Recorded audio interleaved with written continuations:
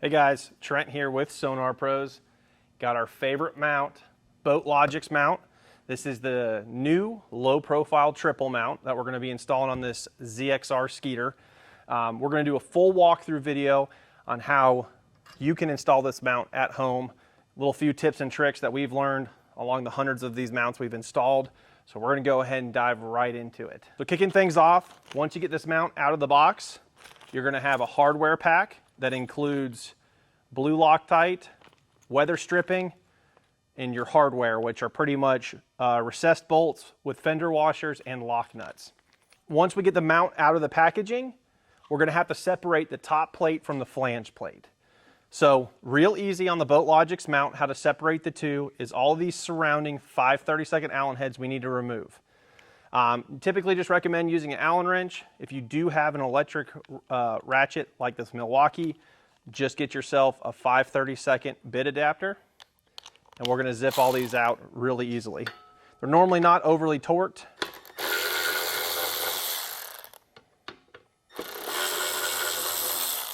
Top two ones are a little bit longer than the other ones, so keep in mind of that. And we got two more left.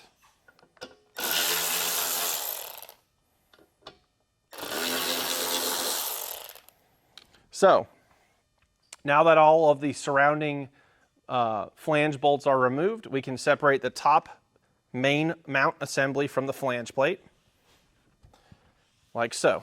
And now we've got the flange plate. So the flange plate is essentially what holds this whole mount to the bow of the boat. As you can see, this is cut out to the exact shape of the bow area of the Skeeter, this being a ZXR. It's the same for an FXR as well. First thing I'm going to want to do, you'll see on the top side, which is the plate side, it has the weather stripping. We're going to want to install the same thing to the back side. So real simple, included in the kit is some weather stripping. Now what I like to do is I'm going to clean this real quick. So I'm going to get some paper towels and a little bit of isopropyl alcohol to clean that surface right there. So a little bit of isopropyl alcohol and a shop towel. We're just going to clean that to make sure there's no residue or anything of that sort that's going to make it to where this will not adhere properly. So there's no real exact science, but generally what I like to do is I want my seam to be on the side and not the top. So I'm going to start the weather stripping on the inside here, kind of middle of the plate, right there. And it's kind of like double-sided sticky tape. And you're just going to kind of run it around. Now when you get to a bolt hole like this, I like to go to the inside of the plate of the bolt hole with the weather stripping. So we're going to keep that pattern, stay on the inside of the bolt holes if we can. Sometimes that's easier said than done. This stuff does have a little small film of double-sided tape. Sometimes when you get it in a corner like I did there, it'll want to lift on you just a little bit, not the end of the world. All right, when you get to the part where the 2 points kind of meet, you're just going to do a little incision with a razor blade. Doesn't have to be perfect. Again, it's not going to be overly the most waterproof thing in the world, but it does definitely help out a bunch. All right, so now that we've got our weather stripping on the flange plate, we're going to go ahead and start mocking it up on the bow area of the boat. Now you can see here we're in the process of rigging the boat, so we do want to keep all our wires loose so we can pull them all through the flange plate. Now you can see it matches up pretty much perfectly to the factory shroud. We do not have much wiggle room. What I like to do to kind of make sure it's centered up is I'll line it up with this inside corner right here. You can see we're at a nice even angle for everything.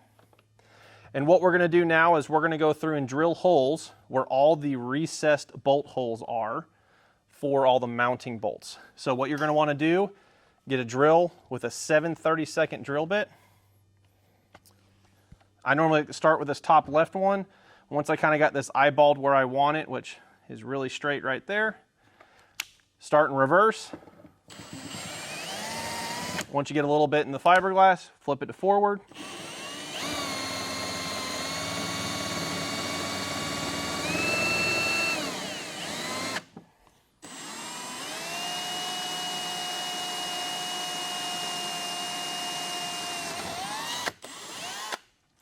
And then we're going to want to get a vacuum.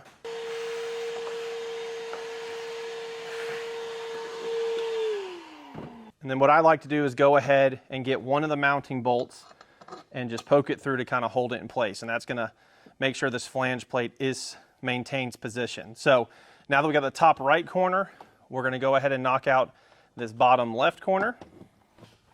Same thing, reverse first, and then forward.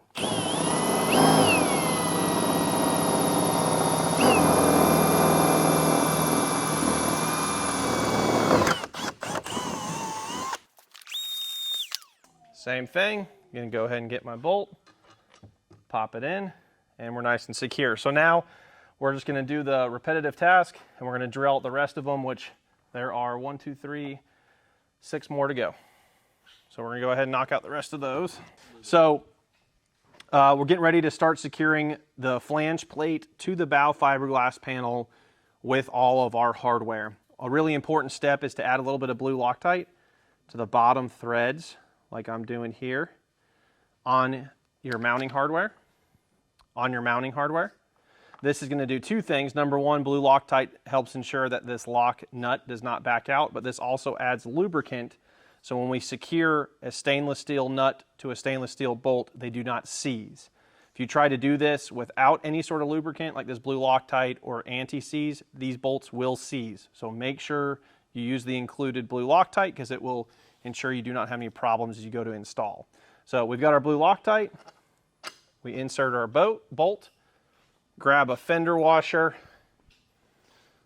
and a lock nut, and simply hand thread it on the back side to start. Now that it's hand thread on the back side, what you will need to get is a 3/8 open-ended wrench. I like to use a number 3 Allen head extension. And then a little trick to help speed this up: don't use an impact, because an impact will jump the threads and make the bolt seize. Just use a traditional drill with an impact adapter, and then you can easily go ahead and tighten all these up. So we're going to go ahead, get our open-ended wrench on the back side, and snug this guy up. Going nice and easy.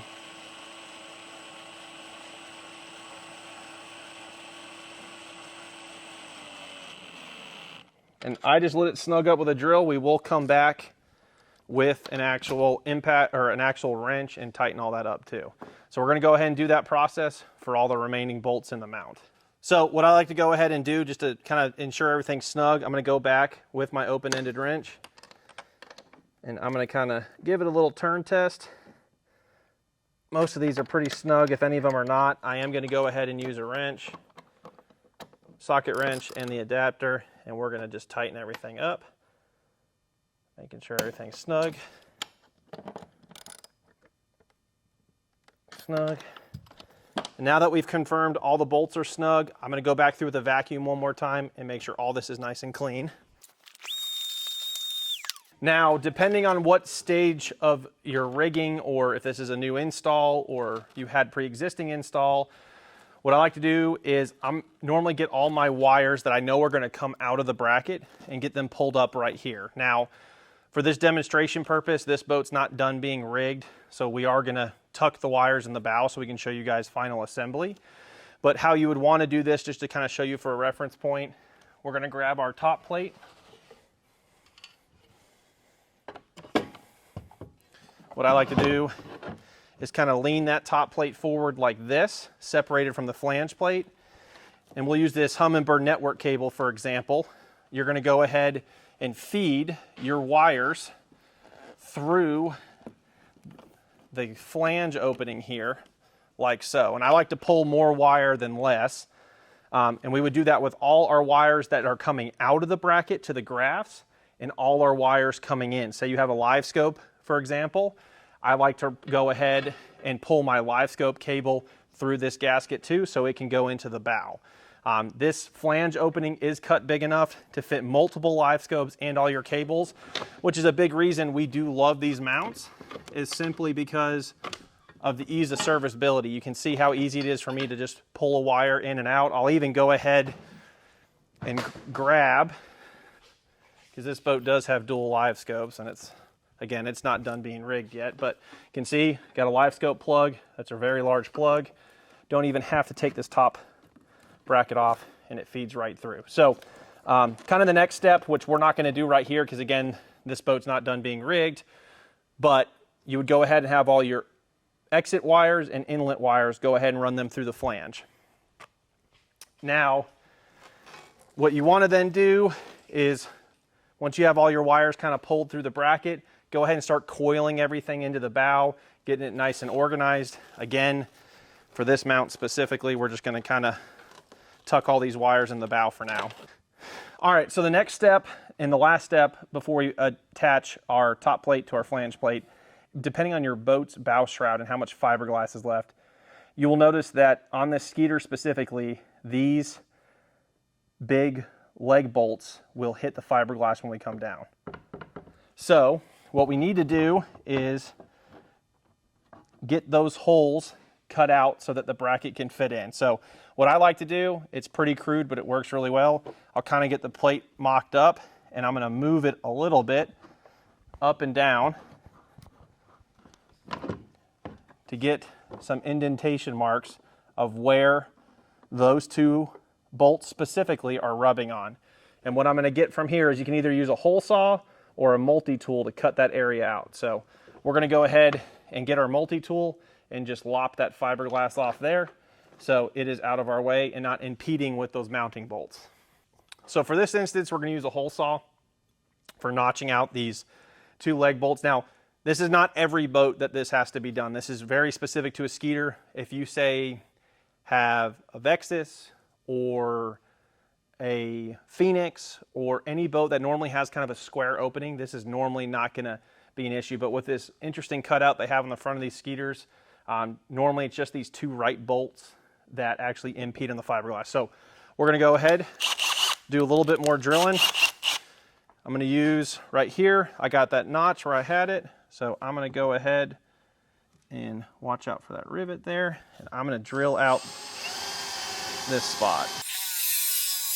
You don't have to be precise if you're using a bigger hole saw like I am here. It should be right around here.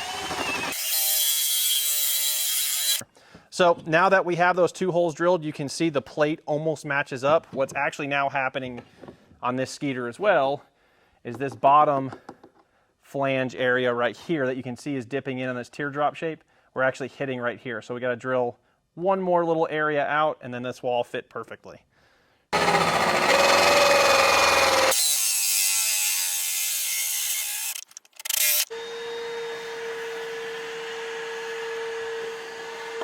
All right, so had to do a little trimming up here just because these leg bolts actually were hitting the fiberglass. So trick we like to do, we'll use a hole saw, drill out the areas where it's hitting, and then we'll use a multi-tool to kind of notch everything out to clean it up a little bit. So now that everything is cut out so that these two leg bolts do not hit the fiberglass, we can actually marry up the two plates, being the top plate and the flange plate. So now we can grab all those bolts that we took out when we first broke the mount down. All right. Now that we got the top flange plate on top of the bottom plate or flange plate, these top two corners are what I like to start with. So I just like to hand thread the bolts in just to get everything lined up. And then we're going to go through and just hand thread all of these in place to start. Top two bolts you can just kind of roughly put in place.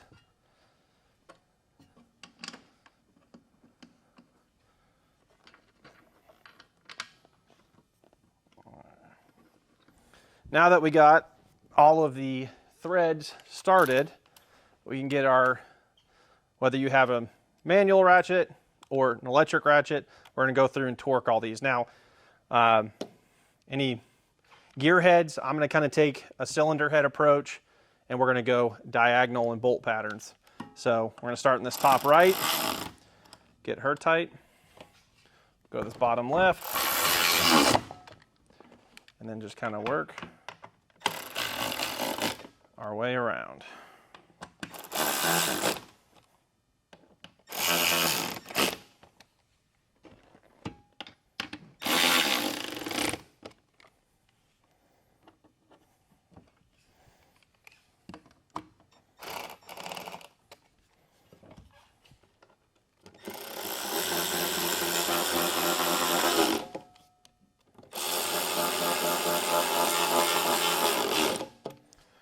All right, so now you can see our top plate is fully secured to our flange plate. So this makes it a really solid platform.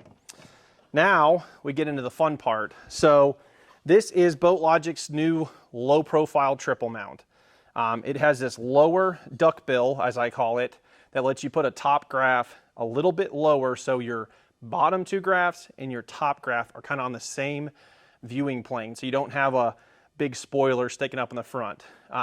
I really like the position it puts it in. I think it helps overall with a little bit of wind drag on the front of the boat. So we're going to show you how we kind of go about laying out the gimbals, because that's kind of the next project on this thing. Typically what I like to start with is this top gimbal.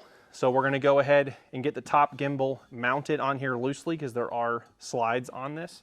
And we're going to see how it all fits up and start working from there. So we're going to take these 4 bolts off, get this top gimbal on, and then kind of play with our fitment, because right now we've got all the bolts loose. You can see we can pitch and yaw this mount all over the place. So I normally let the top graph dictate how the rest of the mount's going to flow together. So always recommend starting with the top graph first.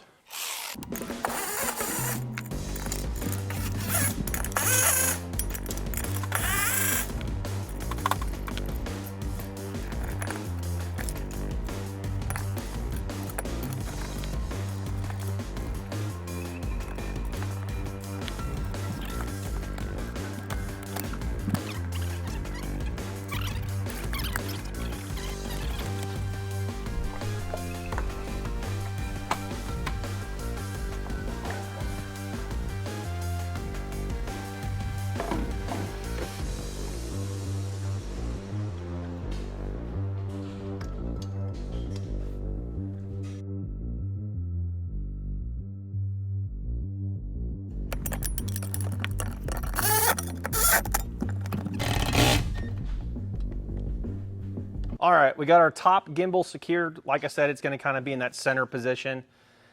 What we're going to do next is, once you kind of get this gimbal mocked up, you'll want to install your graph to kind of see if the pitch angle is where you want it.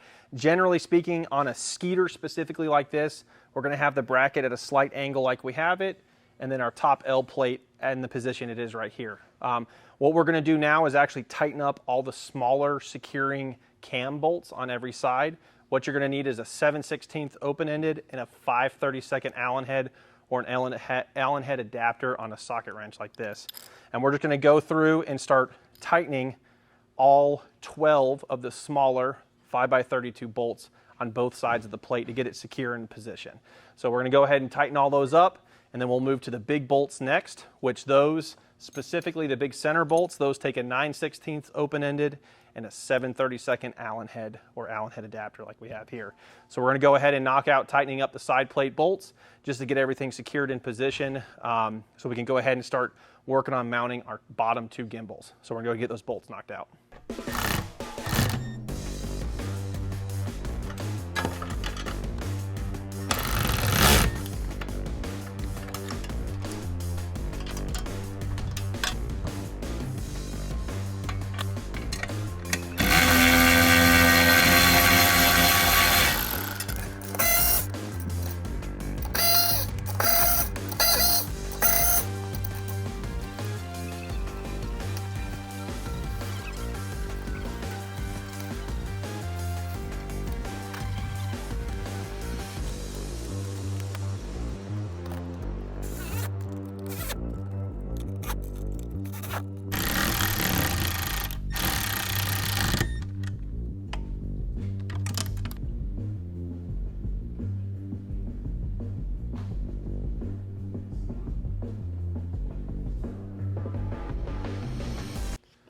All right, guys, so I wanted to kind of show you we're a little ahead of the step, but This is ultimately how your graphs should look. They're in a nice even plane with each other, good viewing plane where they're not too far down or too far up. So when you're going through mounting your gimbals, setting the pitch angle of the graph, keep this in mind. This is the nice thing about this mount is you can play with all this as you go. Loosen brackets, there's slider positions, so you can move this. You can see how we like to lay everything out once we got the gimbals mounted by the 4 mounting bolts. We like to get them nice and close to each other, so it's kind of a seamless transition. Now, nice thing about this mount, you could run 312s, so you could do 316s, or you could do a mismatch system like this, where we've got a Helix 9, we've got a 126, and we got an 8612. So we kind of got a mix match system here. But you can see overall, roughly this is what you're looking for. So big thing here when you're mounting your gimbals, make sure you tighten these 4 mounting bolts as tight as you can get them. You do not want any tolerance where those gimbals are going to move at all. Same thing as you go around and tighten up everything in the bracket when you make sure everything is really snug. So you can see here, this is kind of the finished product. There's a lot of adjustability to move these mounts around, but this is kind of how everything should lay out when you're done. So when you're mocking up and installing the gimbals, as we'll show you, this is what it should look like when it's all done. All right, guys, that is how you install a Boat Logix triple mount, the new low profile triple mount. A few tips and tricks in there. Skeeters definitely are they're pretty easy install overall. If it's your first time, it's probably going to be about a 2-hour install. If you've done a few of them, it's about an hour. But overall, these are our favorite mounts. You can see the adjustability. You can see how absolutely rock solid this mount is. It is not going anywhere. If you guys have any questions or you're interested in Boat Logix mount, reach out to us at SonarProsElectronics.com or check out BoatLogix.com as well.